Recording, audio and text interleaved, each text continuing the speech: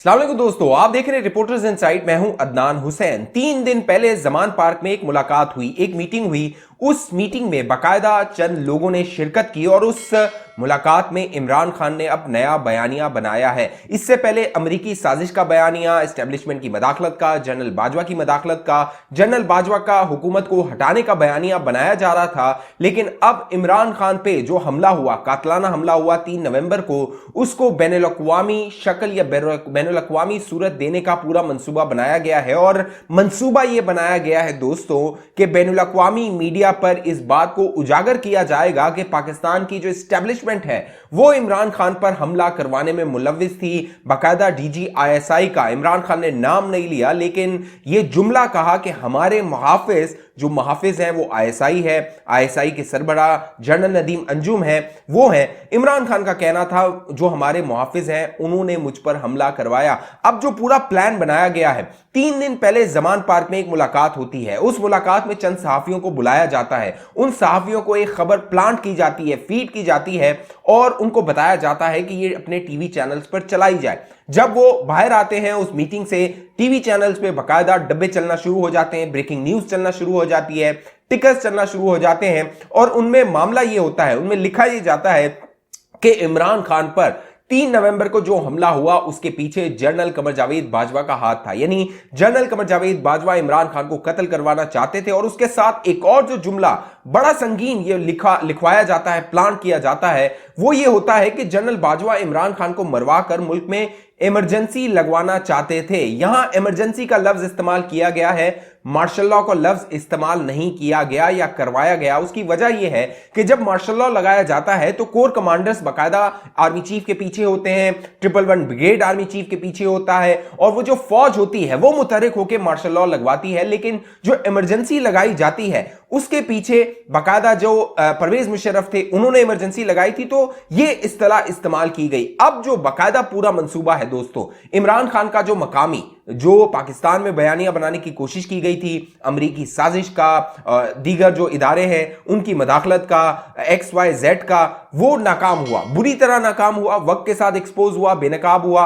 अब जो प्लान है वो बैनुल अक़वामी सतह का है। इमरान खान के जो कत्ल का मामला है उसको बैनुल अक़वामी मीडिया, बैनुल अक़वामी अखबारात, बैनुल अक़वामी इदारों तक लेकर जाने का है ताकि बैनुल अक़वामी सतह पर खबरें बने और जो फौज है उस पर इल्जामात लगे, उस पर दबाव आए। ये पूरा प्लान है। ये प्लान क्या है, पूरा मंसूबा मैं आप दोस्तों के सामने रखने वाला हूं। वीडियो आपने आखिर तक देखनी है। लेकिन पहले जो इस पूरे प्लान में रुकावट था, जो धमकी लगा रहा था, वो पंजाब का सबसे बड़ा डाकू था, वो था परवेज इलाही। परवेज इलाही साहब ने चंद माह पहले एक इंटरव्यू दिया था ARY न्यूज को और उस इंटरव्यू में बाकायदा दो टोक परवेज इलाही ने इमरान खान को पैगाम दिया था कि जनरल कमर जावेद बाजवा के हवाले से अब अगर बात की गई तो मैं जवाब दूंगा, मेरी पार्टी जवाब देगी, हम सब जो है वो जवाब देंगे, क्योंकि जनरल कमर जावेद बाजवा के हमारे ऊपर और तहरीक इंसाफ के ऊपर सबसे ज्यादा एहसानात हैं।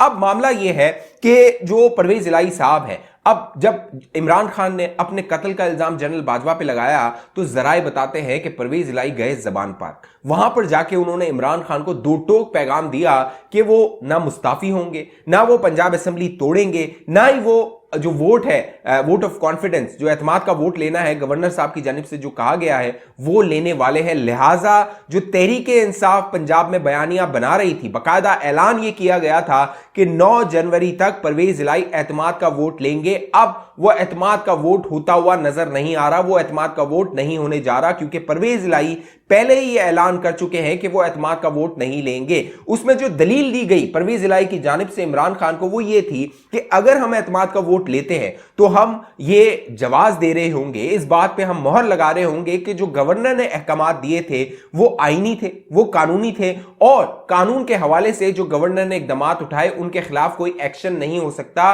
वो कानून के दायरे में रह के गवर्नर ने एतमाद का वोट लेने के हवाले से कहा था। लिहाजा अब जो परवेज इलाही साहब है उनकी बात इमरान खान को, तहरीक इंसाफ वालों को समझ आना शुरू हो गई है, क्योंकि जब लाहौर हाईकोर्ट में मामला गया था, लाहौर हाईकोर्ट में बाकायदा अंडरटेकिंग दी गई थी और कहा गया था कि 11 जनवरी तक पंजाब असेंबली को नहीं तोड़ा जाएगा। उसके बाद जो तहरीक इंसाफ बयानिया बना रही थी, बाकायदा फवाद चौधरी के जो बयानात हैं वो ऑन रिकॉर्ड हैं, इमरान खान के बयानात ऑन रिकॉर्ड है, उन्होंने खबरें जो है वो प्लांट करवाई कि 11 तारीख से पहले यानी 11 जनवरी से पहले परवेज इलाही एतमाद का वोट लेकर जो 11 तारीख के बाद लाहौर हाईकोर्ट में समाप्त होगी, उसके बाद पंजाब असेंबली को तोड़ दिया जाएगा। लेकिन अब मामला सारा तहस नहस, सारा उलट हो गया है।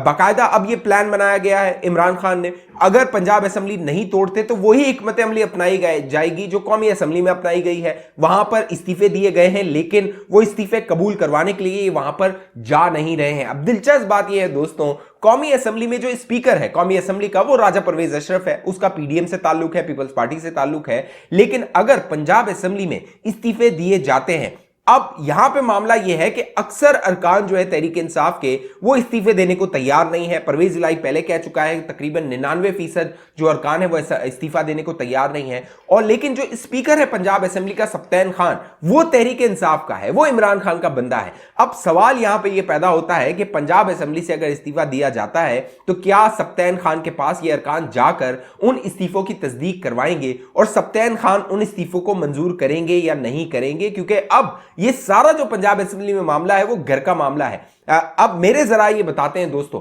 इससे पहले मैंने आपको एक खबर दी थी, यही इसी चैनल पे खबर दी थी, मैंने बताया था ये जो डंडोरा पीता जा रहा है कि आर्टिकल 6 लगा दिया जाएगा और ये कानून की खिलाफ वर्जी है। अगर ये लोग कहते हैं और एतमाद का वोट ले लेते हैं तो वो जो इनका बयानिया था पुराना वाला कानून की खिलाफ वर्जी वाला, वो मलिया मेट हो जाता है। अब ये बात इनको समझ आ रही है और ये बात जाके परवेज इलाही ने भी इनको समझाई है। अब मेरे जो जराए बता रहे हैं पंजाब के तहरीक इंसाफ के दोस्तों, वो खबर ये दे रहे हैं कि रोला पड़ने वाला है, पंजाब में भी वही बगावत होने वाली है जो कौमी असेंबली में हुई थी।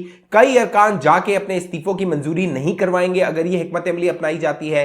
कई ऐसे अरकान हैं जो बीमार हो जाएंगे, कई ऐसे अरकान हैं जो बैरून मुल्क चले जाएंगे और वो स्पीकर के पास, जो पंजाब असेंबली के स्पीकर हैं सप्तान खान, उनके पास अपने इस्तीफों की तस्दीक करवाने के लिए नहीं जाएंगे। ये वक्त आएगा, आप ये वीडियो संभाल के रख लीजिए, आपको पता लग जाएगा कि ये इस्तीफे जो है वो मंजूर होते हैं या नहीं होते हैं। अब मामला यह है कि ये तलाक होने वाली है परवेज इलाही की और इमरान खान की, और इसका बस बाकायदा सिर्फ ऐलान बाकी है और अब इसके आसार नुमाया होना शुरू हो गए हैं। तहरीक इंसाफ ने बाकायदा परवेज इलाही के खिलाफ मुहिम चला दी है, इल्जामात की, सोशल मीडिया पे खास तौर पे बाकायदा मोनिस इलाही पर इल्जामात लगा दिए हैं, क्योंकि ये दोनों जो बात बेटे थे वो अपनी वफादारी के यकीन दिलवा रहे थे और तहरीक इंसाफ वाले इनके गुण गाते थे। माजी में पंजाब का सबसे बड़ा डाकू कहते थे, बाद में जब इमरान खान के साथ ये आके मिल गए तो इनके गुण गाने लगे, इनकी तारीफें करने लगे। और जो मोनिस इलाही है वो तो बार बार जाके जमान पार्क में हाजिरियां लगवाता था और इमरान खान के मुंह पे कहता था कि आप मेरे वजीर आजम हैं। लेकिन अब जो ये गाग सियासतदान है, इन्होंने इमरान खान को सियासी चक्कर दे दिया है।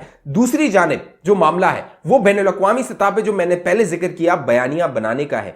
अब इमरान खान ने, जब ये परवेज इलाही से अलग हो जाएंगे तो मंसूबा ये बनाया गया है कि खुलकर जो मौजूदा फौजी क़यादत है उसके खिलाफ सामने आया जाएगा, क्योंकि इमरान खान ने बाकायदा अब ये बयान दे दिया है कि जो जनरल बाजवा की बाकियात थी वो अब मौजूदा जो फौजी क़यादत है, एस्टेब्लिशमेंट है, फैसला साज कुव्वतें हैं, उनके आसपास मौजूद है। और अब इमरान खान ने यह भी बयान दिया कि पंजाब में जो अदम एतमाद का वोट है उसमें जो मौजूदा एस्टेब्लिशमेंट है वो अपना किरदार अदा कर रही है। लिहाजा ये दो टोक बयान था जनरल कमर जावेद बाजवा और डीजी आईएसआई जनरल जो नदीम अंजुम है उनके खिलाफ। दोस्तों मामला यह है कि जो जनरल नदीम अंजुम है, दो मौके ऐसे आए हैं जब इमरान खान और जनरल नदीम अंजुम के इख्तलाफात पैदा हुए हैं, बाकायदा इमरान खान ने उनसे इख्तलाफ किया है। जो पहला मौका था जब जनरल फैज हमीद को हटाया जा रहा था बतौर डीजी आईएसआई और जनरल नदीम अंजुम को लगाया जा रहा था, उस वक्त जनरल नदीम अंजुम का इमरान खान ने एक इंटरव्यू किया था। उस इंटरव्यू के दौरान जनरल नदीम अंजुम से, मौजूदा डीजी आईएसआई से, इमरान खान ने पूछा था, आप ये बताइए पाकिस्तान का सबसे बड़ा मसला क्या है? मौजूदा DG ISI general Nadeem Anjum ने कहा था पाकिस्तान का मसला मईशत है, लेकिन इमरान खान ने इस बात से इनकार कर दिया था और इमरान खान का कहना था कि उस वक्त की जो अपोजिशन है, मौजूदा पीडीएम है, वो पाकिस्तान का सबसे बड़ा मसला है। दूसरा जो इख्तलाफ डीजी आईएसआई से इमरान खान का हुआ और जो बहुत बुरा लगा, वो जब डीजी आईएसपीआर के साथ डीजी आईएसआई ने प्रेस कॉन्फ्रेंस की थी और इमरान खान जो बंद कमरों में बातें करते थे, अवाम में वो एक बात करते थे, बंद कमरों में दूसरी बात करते थे। जब डीजी आईएसआई नदीम मंजुम ने वो बातें अवाम के सामने रखी और वो DGISI जो अवाम के सामने नहीं आता, अपने आप को खुफिया रखता है, अपनी तस्वीरें और वीडियो भी जारी नहीं करता, उसने बाकायदा ये प्रेस कॉन्फ्रेंस की तारीख में पहली बार और बताया इमरान खान का असल चेहरा क्या है। लिहाजा इमरान खान को ISI पे बहुत गुस्सा है, बहुत तकलीफ है, क्योंकि ISI इमरान खान के लिए वो कुछ नहीं कर रही जो जनरल फैज हमीद किया करते थे, या फिर उनके जो लोग हैं ISI के अंदर वो इमरान खान के लिए किया करते थे। क्योंकि अब इमरान खान खुद ही ये कह रहा है कि मुझ पर जो कत्ल हुआ उसकी जो इतला थी वो इदारे के अंदर से, यानी ISI के अंदर से चंद लोगों ने मुझे दे दी थी। इसका मतलब चंद लोग हैं जो जनरल नदीम अंजुम की जासूसी कर रहे हैं या उन पर इल्जामात लगवा रहे हैं इमरान खान के जरिए और इमरान खान की मुखबरी कर रहे हैं। अब ये कौन लोग हैं, इनको मंजर आम पर आना चाहिए, इनकी तहकीकात होनी चाहिए कि इमरान खान को कौन फीड कर रहा है या फिर इमरान खान ऐसे ही शुगलियां छोड़ रहा है। इस हवाले से आप दोस्तों की क्या राय है? क्या इमरान खान के चंद सहूलतकार अब भी ISI में मौजूद हैं, वो इमरान खान को खबरें दे रहे हैं, मुखबरी कर रहे हैं? जो भी राय है नीचे कमेंट जरूर कीजिए। अब तक ये चैनल आपने सब्सक्राइब नहीं किया, जरूर सब्सक्राइब कीजिए, बेल आइकन का बटन लाजमी क्लिक कीजिए। फेसबुक पे देखने वाले दोस्त हमारे इस पेज को लाइक कीजिए, फॉलो कीजिए, इस वीडियो को लाजमी शेयर कर दीजिए, इस वीडियो को लाइक जरूर कीजिए तमाम दोस्त। अगली वीडियो तक दोस्तों मुझे इजाजत दीजिए, अपना ख्याल रखिएगा। पाकिस्तान जिंदाबाद।